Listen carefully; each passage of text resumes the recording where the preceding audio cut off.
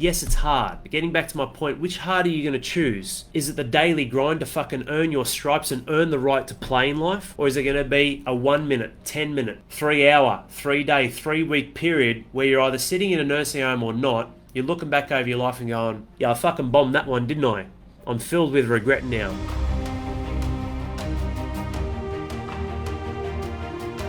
Welcome, boys, to a special coaching piece. It may get heated, it may get emotional, but this is why we're here. To ignite the spark and that which emotionally drives us towards creating a better set of facts in life. But what facts should we create, Al? Who are you and why should I listen to you and why should I care?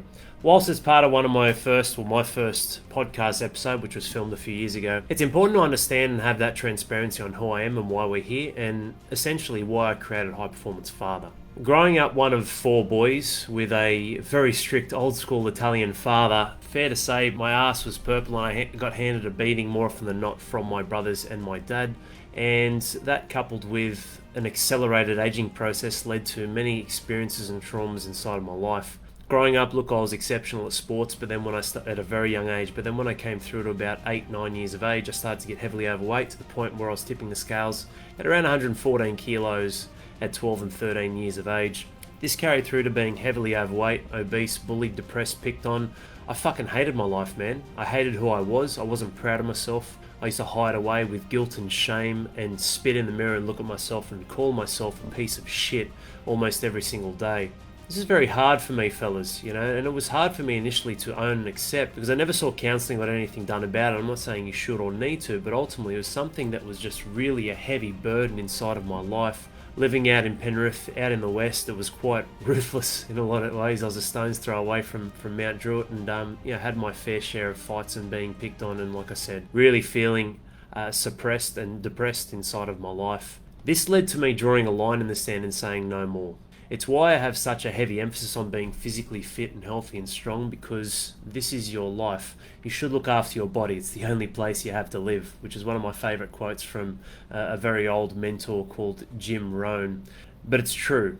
And when I started to become healthier and stronger, I started to turn around not only the psychology of who I believed I was, but ultimately my ability to perform in life and find my place in the world. Unfortunately, this led to a big void where it was driven from a fear of failure and I'll fucking show them kind of attitude, which whilst it made me very successful in elite sports where I competed internationally in 2 different sports, one was with CrossFit in the Australia Pacific Regionals 3 years in a row, where I was deemed the fittest man in the world essentially for my weight and size at 112 kilos at the time and 6'4", doing handstands, muscle-ups and all sorts of crazy shit that they do, and also representing Italy for 5 test matches, the very last game being played against Lebanon over in Serbia, where my shoulder was fucking torn to pieces and I was essentially fucked. I gotta admit, fellas, I've never felt more alone in my life than when I was halfway around the world, getting jabbed with all sorts of shit to numb the pain that didn't work. My shoulder was still popped out, the game was still playing. This was to win and make it into the World Cup, which would have been the first time Italy has ever been represented inside of the World Cup. Being half Italian, it was an opportunity I wanted to take, knowing full well I wasn't in a position after having 8 operations up to that point to ever make a full and glamorous first grade rugby league career. I remember sitting in the hospital in Serbia and here's this big white dude with shorts on, not like soccer shorts, and everyone's just fucking looking at me, and I'm inside of this hospital in Serbia, which is a beautiful but also war-torn country, and I just never felt alone more in my life than I had at that point. And that's when I knew that my career was over. I know I might be glossing or rolling through a lot of these pretty big adversities inside of my life, but this paints a picture of an accelerated period of my life, which is ultimately a 20-year block, well it's more now, where there was some pretty heavy and hard shit that I went through, and they were really life-changing moments for me, with my physical health, my confidence either with women, with boys, and being part of the club and, being part of the cool crew in high school, as we all are, peer pressured into trying to earn our stripes through high school, and the peer pressures that come all the time. It never ends. Same with sport and elite sport and trying to prove to everyone that I was the man. Having my contract with Souths torn to pieces because I failed the medical test on arrival coming back into Australia was the moment that I knew my career was over. Now look, I've been a PT since I was 17 years of age. At that stage I was 26 years of age, and it was something that I really loved and enjoyed doing, working with a lot of older men, being old school myself with 2 older brothers and my father, which carried me through into taking that leap and starting my own gym. Now look, this is a time when I had someone who was a business partner who helped me, And whilst he was a great mentor, there were obviously challenges and different levels of control that were put over me that I didn't really learn or understand when it came to business and life. But essentially, this was stepping into an opportunity that I took because I was desperate. I'd lost my home. I was nearly homeless at the stage there, trying to make it with football and rugby league. I was living in the back of a shack where we had a home where there were a few of the footy players living, and I was in the back of a shack where every single day we got electrocuted by the shower. It was pretty fucked up right there. And essentially, my parents were in Queensland. I had nowhere to go, and I chose to try and stay, and I moved in with my grandparents, and then took that leap with my business partner to start my very own gym. This led to me trying to continuously fill a void. I'm going to make a lot of sense on how this applies to you in your life as a father and man and in your relationships in a few minutes. But it's very challenging for me to take that step and try and fill that void where I was continuously in a chronic pattern state of a fear of failure to try and prove myself to others. This led to being one of the fittest men in the world in the arena of CrossFit, running my own gyms for a period of 10 years, doing various programs for men and fathers, where essentially I've worked with a few thousand fathers now, and about half of that has been through what is now our online program called High Performance Father. It was a really challenging period for me, boys, when ultimately I kept driving this void, and then fatherhood came along in 2016. My wife had her own health issues. We struggled and failed many times with IVF for our first 2 children. I've got 3 now. And it was a very challenging period for me mentally because as Mr. Fix-Its that we are, I couldn't just fix the problem. I couldn't solve the issues my wife was facing, and I felt alone and isolated, and I didn't feel appreciated or that I got any attention. This is on the flip side of being an elite athlete, where if I wanted to very quickly and easily,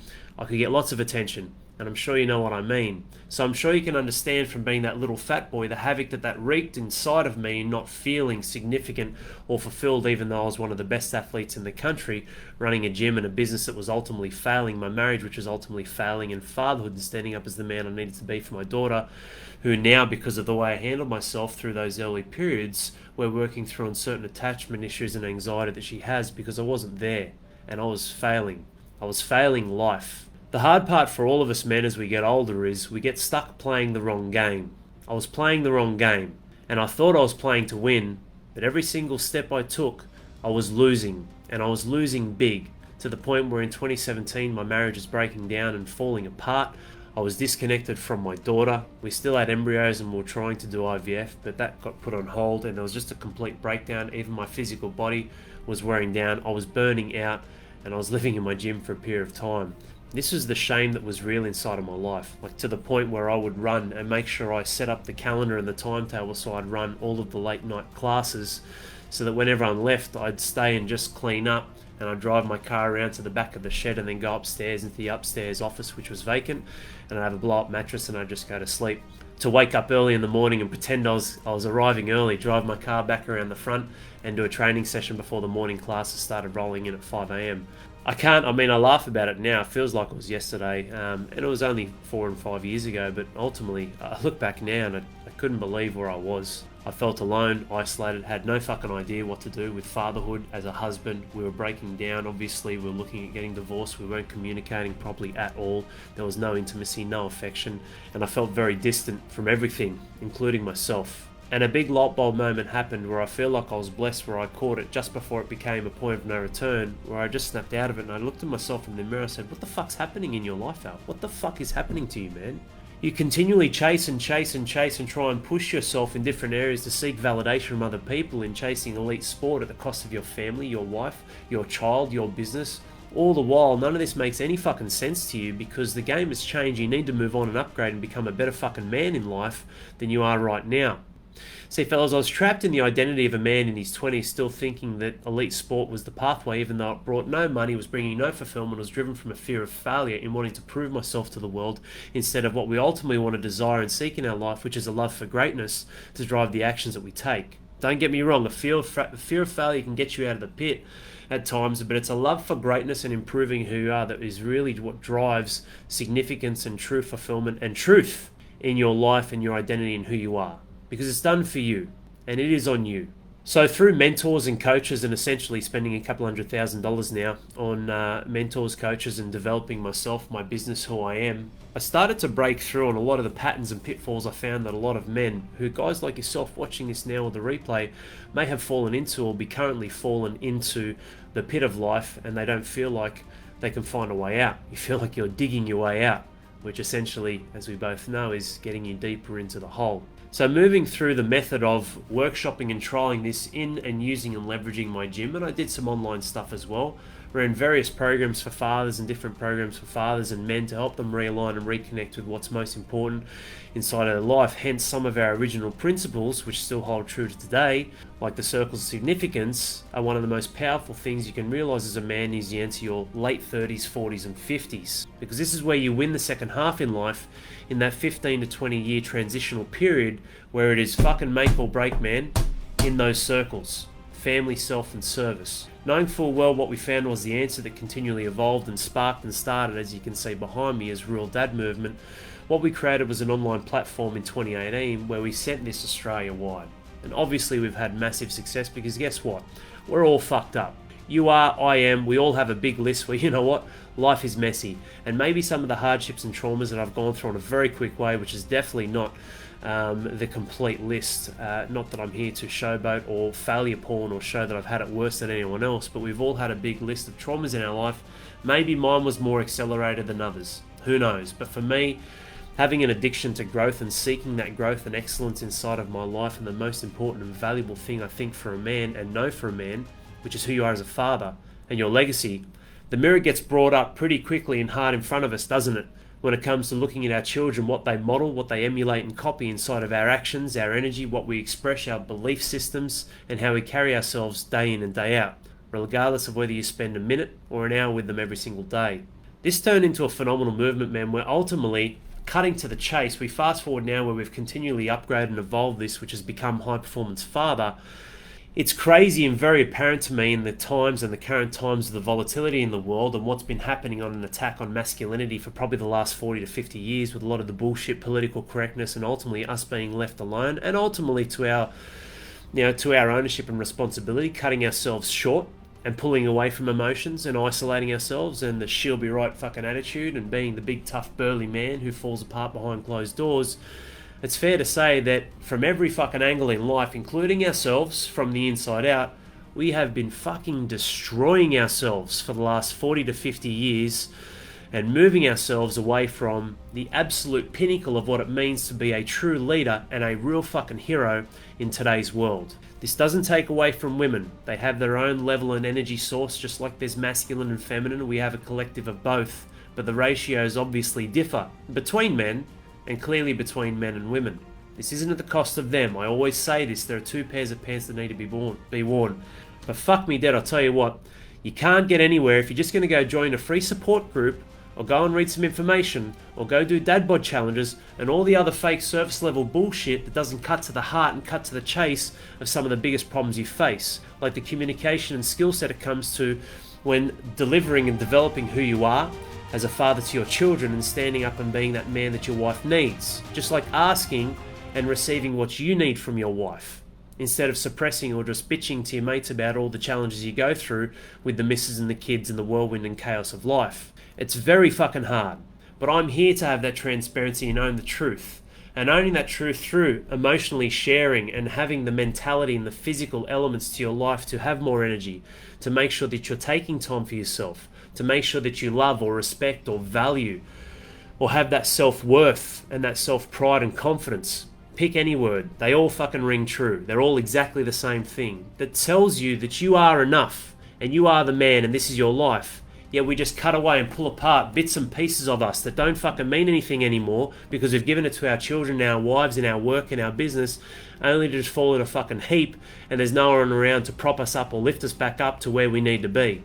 And then all of a sudden 15 years passes and just like that, half the fucking population is divorced by the age of 46. And that's just one metric of a byproduct of the circumstances and environment of the household and everything that these men are connected to. I'm not saying it's good or bad, right or wrong. It's causality, cause and effect. It is ultimately what happens inside of our lives when we continually say yes to certain things, which means we say no to others. Man, this is why High Performance Father is here. It's very hard. Life's fucking hard. Choose your hard. Like, what do you want? Do you want to be hard a little bit every single day to move through the discomforts so that you can win and be that fucking king and crown yourself at the top of your mountain to go, yes, I pushed through the adversities, and you know what? I wasn't like 99% of the rest of the fucking world, because I'm telling you what, that's exactly what it's like. And I'm not cynical, I'm not pessimistic. I'm one of the most optimistic men you'll ever meet, and one of the most empathetic men you'll ever meet. But the facts are the facts, and the facts of reality is most men, most people settle for a level of mediocrity which conforms to the bullshit where they create excuses. And when you look at the word excuse, it's exactly the same as the word excuse. Only we change the tone a little bit to justify a different level of meaning. What you're doing is you're excusing yourself and washing your hands of real fucking responsibility in life to go, no, I'm the man, I need to do this. If it is to be, it is up to me. Hard to do it though when you're in the chaos of life and you're stuck in your own way, in your own cycle, in your own version of who you are. Who's there to be strong for you? Who's there to be the championship team in your corner to prop you up? This isn't a call to arms to come and just give me fucking money and join my program. I don't want your money. That's why I do this stuff for free. It's why I do the podcast. You want to take my time and take our value and skill sets and my time away from spending with my children and my family? Well, that's a service. Of course it costs money. But here what I'm doing now is trying to deliver and inspire a standard of possibilities that you can have inside of you if you break through some of the bullshit that we all have. You have it, I have it. It's that little voice inside that chirps up. And he creates the judge and the victim inside us where we blame and shame ourselves. This was very fucking challenging, man, when I was on my own going through all of this shit and my life was falling apart. And I was looking at my life going, what the fuck happened here? I blinked and like I was finished high school and here I am. My life's in pieces. I feel blessed it happened to me in my 30s and not my 40s or 50s, because I tell you what, very few men reach out.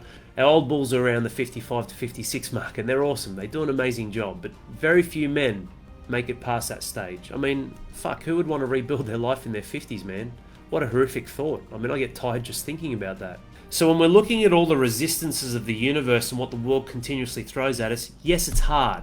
But getting back to my point, which hard are you going to choose? Is it the daily grind to fucking earn your stripes and earn the right to play in life? Or is it going to be a 1 minute, 10 minute, 3 hour, 3 day, 3 week period where you're either sitting in a nursing home or not, you're looking back over your life and going, yeah, I fucking bombed that one, didn't I?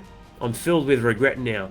I can't imagine. It'd be like the worst horror movie or scary movie of a lifetime. Mine used to be The Blob back in the day, although the special effects are surely outdated now. But I couldn't imagine. It'd probably be the most horrific and suspense-driven film in your life times 500 when you're laying on your deathbed and you know it's too late.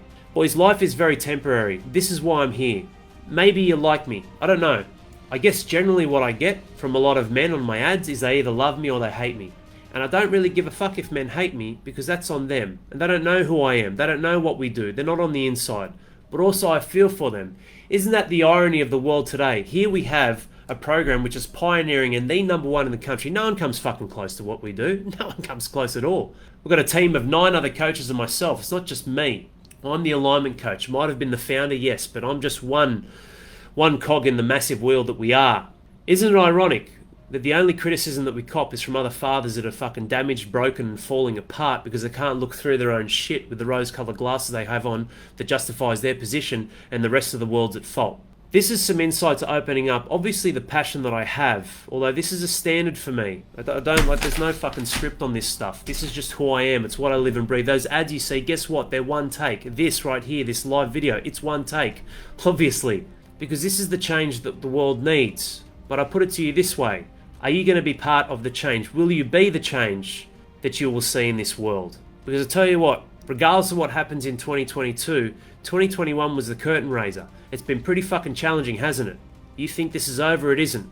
This is why it's the decade of dads. We need to pull together. We need to make sure we're investing in ourselves, taking time out for ourselves, filling our cups so we can be 100%, so we can give 100% to that which we love and care about. COVID, everything in between, it's not fucking done yet, not by a long way. Regardless of whether it's politics, government, different fucking strands, whatever you want to call it. The shit will keep popping up. There's always something in life. It's World War I, World War II, but there's always something. The question is, what are you going to do to focus on what you can control to stand up and liberate yourself and keep moving forward? That's what we do.